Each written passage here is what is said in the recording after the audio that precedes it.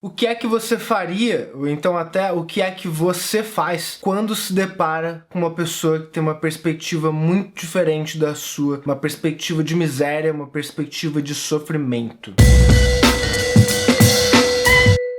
Olá, eu sou o Danilo Leonardo e você está no Cabine Literária pra gente comentar hoje sobre o livro O Humano do Mundo, da Débora Noal, que é uma psicóloga aqui do Brasil, e ela é também, ou já foi, uma psicóloga do Médicos Sem Fronteiras. Esse livro é bem diferente do que eu tava imaginando quando eu peguei pra ler, porque quando eu peguei pra ler, eu imaginei que fosse ser uma narrativa mais ou menos como aquelas que a gente encontra em uma biografia ou até mesmo uma autobiografia. Não é o caso desse livro, por mais que o livro inteiro tenha sido escrito pela Débora sobre as experiências dela, não se trata de um livro escrito depois, posteriormente às experiências. Ele foi escrito durante as experiências. Se tratam de diários, notas, e-mails que estavam sendo escritos enquanto ela estava vivenciando as experiências em seu trabalho com Médicos Sem Fronteiras. Obviamente o livro é muito original, afinal de contas, quantas pessoas você conhece que trabalharam para o Médicos Sem Fronteiras ou trabalham para eles? Quantas pessoas você conhece que sequer doam dinheiro para apoiar o Médicos Sem Fronteiras? A partir daí você já imagina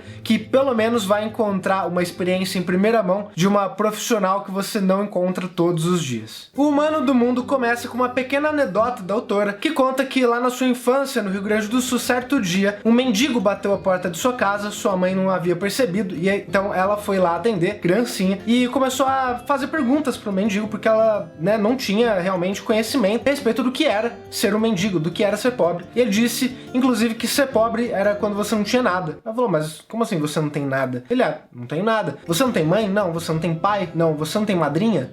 Não. E aí ela ficou completamente desesperada. Ela chamou a mãe dela, falou, mãe, vem aqui que tem um pobre e ele não tem nada. Ele não tem mãe, ele não tem pai, ele não tem madrinha. E nessa anedota você já percebe, justamente porque ela escolheu essa anedota para começar o livro também, que a Débora é uma pessoa muito curiosa. E ela é uma pessoa que encontra muito sentido na vida ao ajudar pessoas que têm menos do que ela. E é isso que a gente encontra no restante do livro também. Pra ser bastante honesto a respeito do que é que você vai encontrar aqui dentro, o livro não apresenta muita unidade, não apresenta muita continuidade em alguns momentos, justamente porque são trechos, são fragmentos da vida da Débora enquanto ela trabalhava com Médicos Sem Fronteiras. Então, diferente de uma biografia escrita geralmente por um jornalista, esse livro não tem uma preocupação em transformar a vida real em uma narrativa de começo, meio e fim. Logo no começo do livro você vai ter, por exemplo, um namorado que aparece e de repente ele some, não aparece nunca mais. Mas do meio pro final do livro você vai ter um caso, por exemplo, em que ela estava muito preocupada com a colega dela chamada Mariana. Ela inclusive liga pra mãe dessa Mariana pra dizer,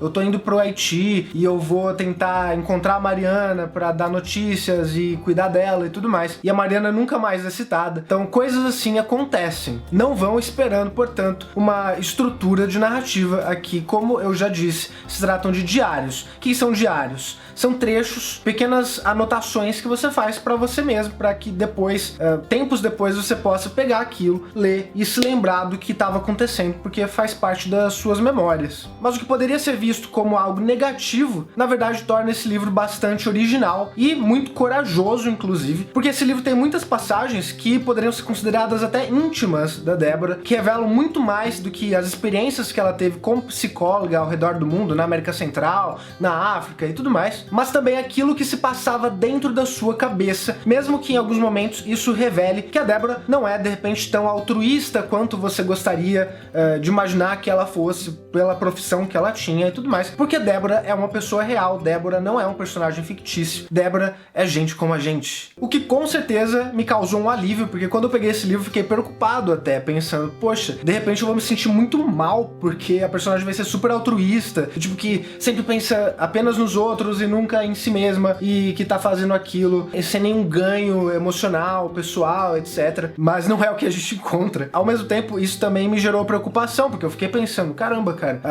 eu jamais pensaria em liberar diários meus por aí, porque imagina, como que iriam me interpretar? E aqui eu fico pensando, como vão interpretar a Débora ao ler esse livro? Tem um trecho aqui que me fez pensar muito a respeito disso, por exemplo, em que a Débora recebe uma chamada dizendo que ela ela foi convocada para uma nova missão, e nesse momento ele estava na praia tomando água de coco. E eu super consigo imaginar uma pessoa lendo esse trecho pensando: ah, que desnecessário dizer que estava na praia tomando água de coco enquanto uma miséria acontecia do outro lado do mundo. Mas a gente tem o tempo todo que se lembrar de que é um diário. Então ela está dizendo: olha, lembra, Débora, eu mesma, eu estava na praia tomando água de coco quando recebi aquela ligação. E não como algo que alguém escreveria para ostentar, por exemplo. Depois dos trechos de infância, adolescência, um pouco da faculdade da Débora, ela vai narrar aqui desde a sua primeira missão em 2008 no Haiti até a Líbia em 2011. Não foi a sua última missão,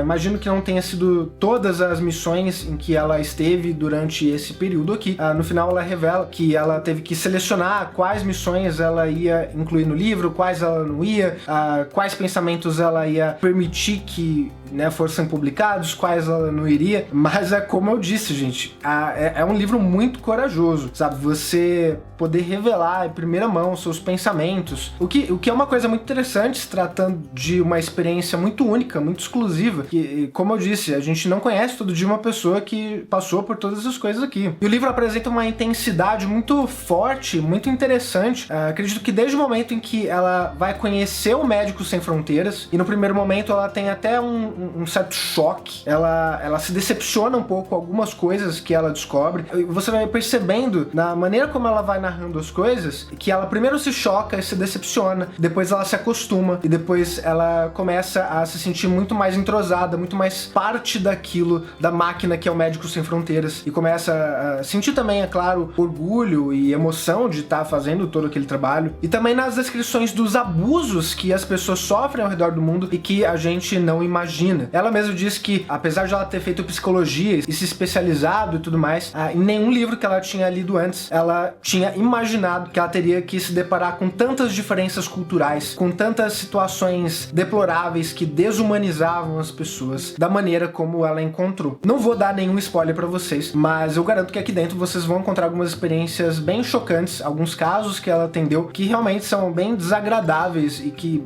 embrulham o seu estômago pela maneira como é contada também. Então segue aí, recomendadíssimo, O Humano do Mundo, de Débora Noal. Como eu disse, se você não for esperando uma biografia escrita por um jornalista com uma narrativa começo, meio e fim, você vai encontrar aqui uma experiência única, uma experiência muito original, intensa, e eu imagino que você não vai se arrepender. Lembrando que se você for comprar o livro, utilize o link do Cabine Literária. Aliás, não só para esse livro, qualquer livro que você for comprar, entra no vídeo do Cabine Literária, clica no link que a gente deixa na descrição para você nos apoiar com uma pequena comissão sobre o livro vendido. Você não paga nada mais por isso, só a Amazon que vai separar um pouquinho da receita para mandar pra gente poder manter o canal e continuar produzindo conteúdo de qualidade para vocês. Curta, comente, compartilhe esse vídeo com toda a galera. Muito obrigado por assistir até aqui. Continue assistindo os vídeos do Cabine Literária. Um beijo e até o próximo vídeo.